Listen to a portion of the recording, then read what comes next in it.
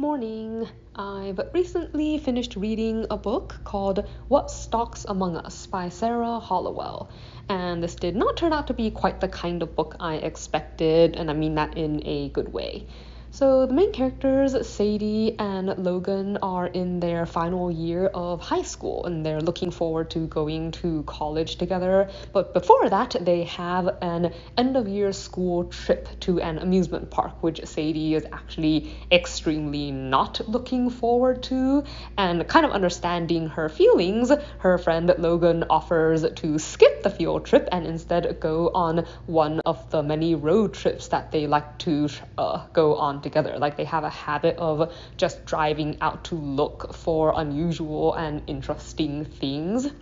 Well, on this particular drive, they end up stumbling across a corn maze, and it's really strange because it's the wrong season for corn mazes, but since it is something unusual and the kind of thing that they usually like to explore, they decide to go in anyway and quickly discover that they can no longer find their way out. And while they're in there, they stumble across dead bodies, and they're not just any dead bodies, they're their own dead bodies. Like when they have like the same scars, the same clothes, the same items that they're carrying, and it's both really freaky and very confusing.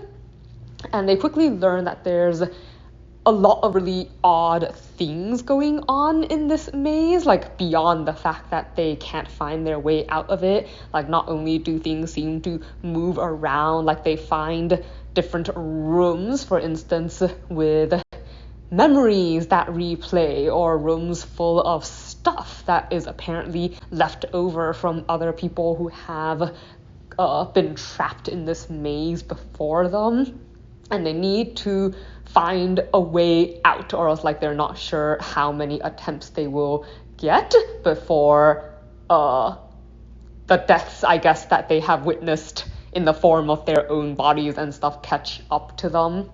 So this it sounds like a horror story. Like when I read the summary, I thought it was going to be a supernatural horror story. It turns out it's not really. I mean, I assume some of it maybe is supposed to be scary, and I won't, some of it is, creepy and everything, but I don't actually think it's a very scary story. And it turns out to actually talk quite a bit about things like dealing with trauma and how to try to change your own perspective, I guess, on viewing like toxic relationships and trying to move past them. Like Sadie has had a really bad relationship with this guy online that led to a lot of her like current anxiety, and also her losing like two of her best friends. Like it's like the story focuses both on these two characters trying to find a way out of the maze, but also them kind of working through their own emotions, trying to find a way out of I guess the scars that some of these toxic relationships have left on themselves and where they are in their lives. So let's see.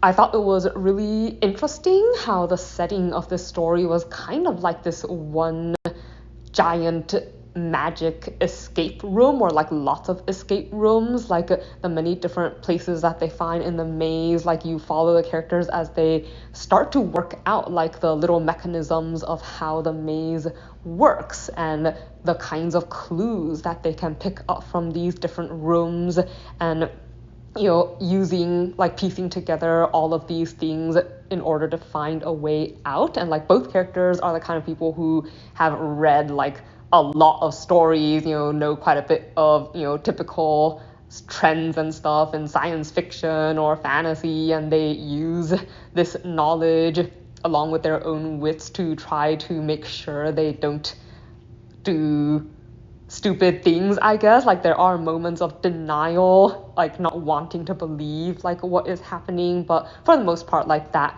kind of stuff is kept to a minimum, which I definitely appreciate. But let's see. There probably isn't really anything major as a dislike, except that, the characters, since there is a lot of this idea of working through their own emotions and stuff, you do spend a lot of time in like Sadie's head with the kind of circular thinking, I guess, that people get trapped in when